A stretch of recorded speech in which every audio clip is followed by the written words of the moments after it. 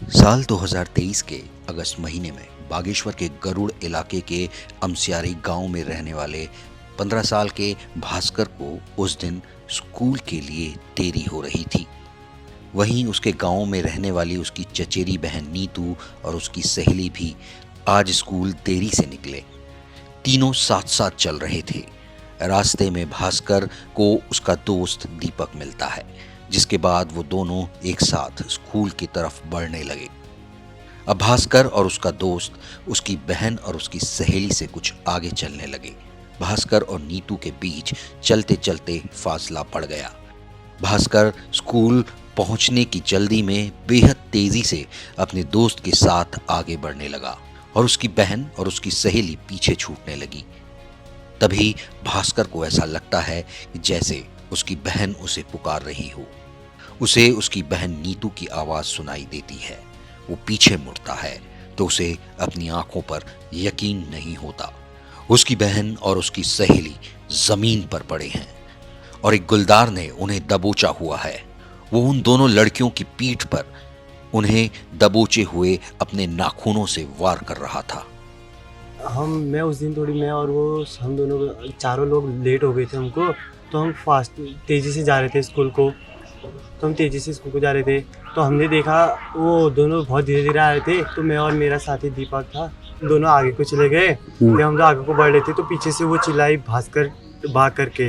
तो जब मैं पीछे को मुड़ा तो मैंने देखा वो टाइगर उनके ऊपर झपटा हुआ है करके। नीतू बताती है कि जब वो अपनी सहेली के साथ जा रही थी, अचानक झाड़ियों में कुछ हलचल हुई और जब तक वो कुछ समझ पाती, गुलदार नीतू और उसकी सहेली दोनों पर झपटा और उन्हें मुंह के बल नीचे गिरा दिया। अब गुलदार उन दोनों के ऊपर था और लगातार पंजों से वार कर रहा था।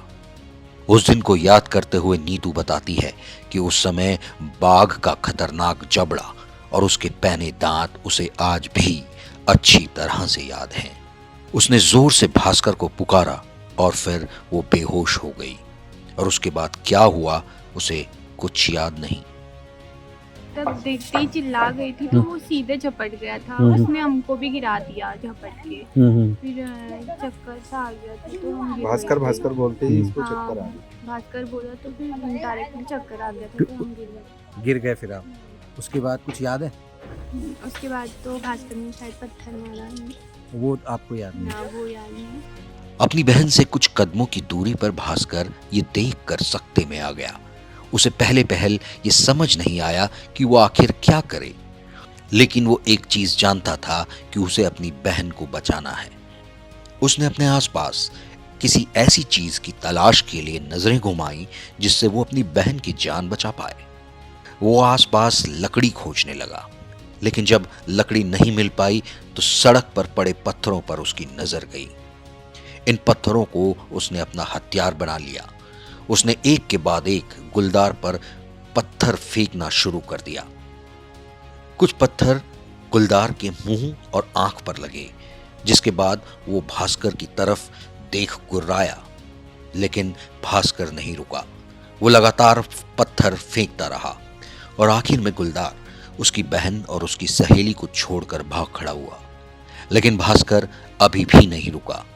वो उस गुलदार के पीछे दौड़ा और उसे उस रास्ते से दूर भगाने के लिए पत्थर फेंकता रहा, शोर मचाता रहा। थोड़ी दूर तक पीछा करने के बाद जब उसे ये तसल्ली हो गई कि गुलदार अब दूर जा चुका है, वो अपनी बहन के पास लौटा, जो इस समय बेहोश थी।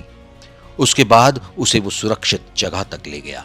पीछे मुड़ के देखा तो उधर वो उसके ऊपर झपटा हुआ था। तो मैंने को पहले समझ में नहीं आया मैं क्या करूं। तो फिर मैंने सोचा कुछ ना कुछ तो करना ही होगा, मेरी बहनें हैं। तो मैंने आसपास देखा तो मेरे आसपास लकड़ी तो नहीं थी। मैंने पत्थर देखे तो मैंने सोचा चलो पत्थरों से मार के देखते एक बार। मैंने पत्थर उठाए, मैंने पत्थरों से मारना शुरू किया उसको। तो एक दो पत्थर उसके सीधे मुंह के आँख के नज़दीक लगे तो मेरी तरफ को देखा और सीधे उधर से जंप कूद के दूसरी साइड खेत के चले गया। फिर मैंने देखा वो किधर को गया तो मैंने पत्थर लेके उसके पीछे को मारने के गया। जब भाग गया तो मैंने उन दोनों को उठाया और उनको ऊपर को लेके गया। अपनी बहन को सुरक्षित जगह छोड़ने के बाद वो वहां नहीं रुका।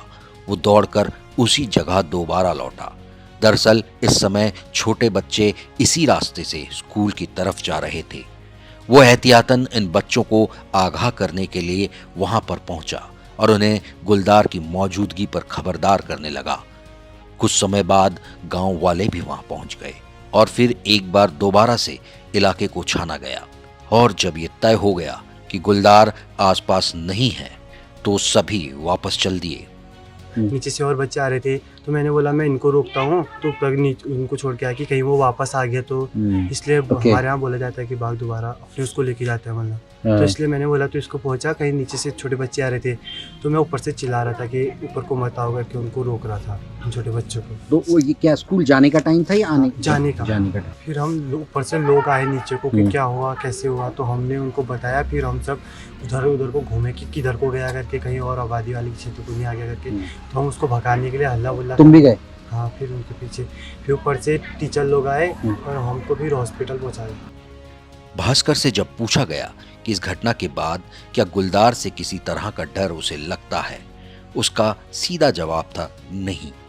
उसका कहना था कि आज भी सुबह जब वो दौड़ने जाता है तो उसे गुलदार दिखाई देता है।